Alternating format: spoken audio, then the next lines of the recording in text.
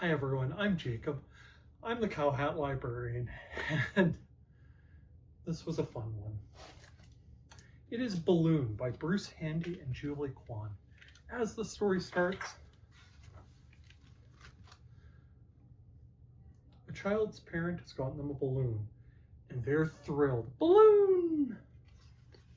But, as so often happens with balloons, there was a mishap.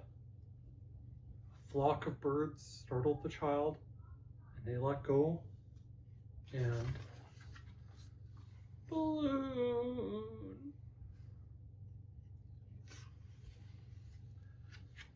The balloon vendor offers a new balloon, and the child's mother tries to offer other treats, but the child is inconsolable. But then they see balloon? Oh, it's just a frisbee. Balloon? Oh, it's just someone's hat. And this repeats over and over again. And ultimately, the child sees something orange.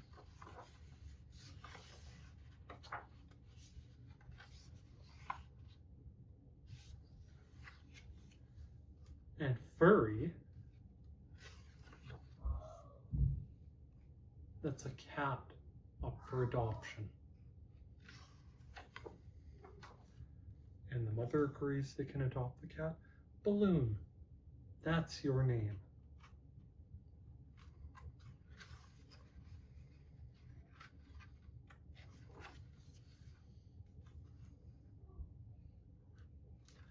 So,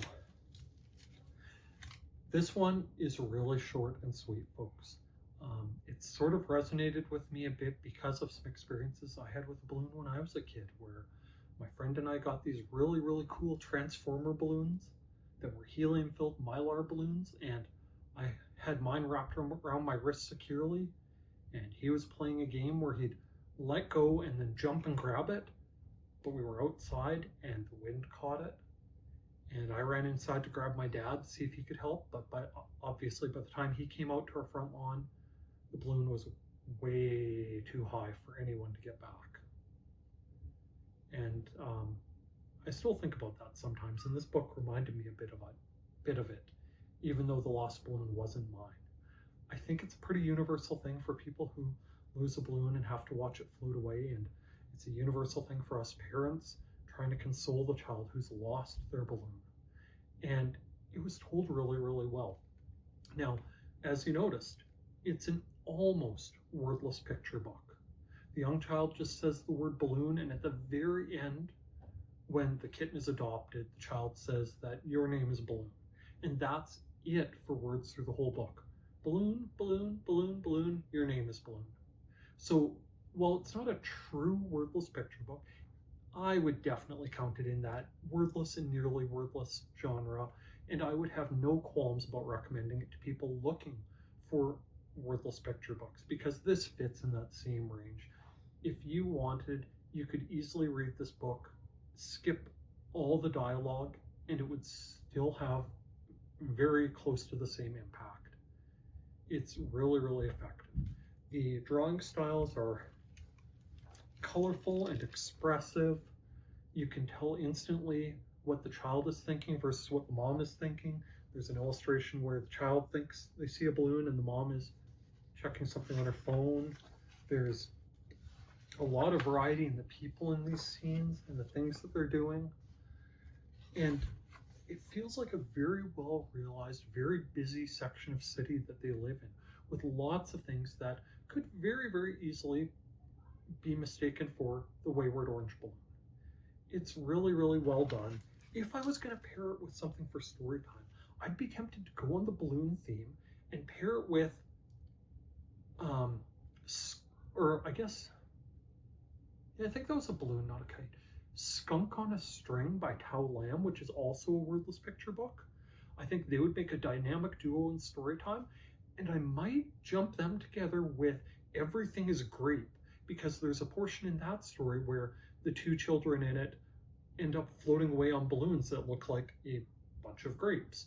And the three of them together, I think, would make it just a solid 1, 2, 3 combination for a story time that would be a lot of fun and would lend itself really, really well to some kind of balloon-related craft if you're doing it in a story time setting.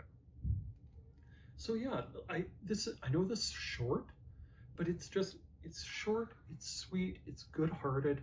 I liked it. I recommend it. Go read it at your local library.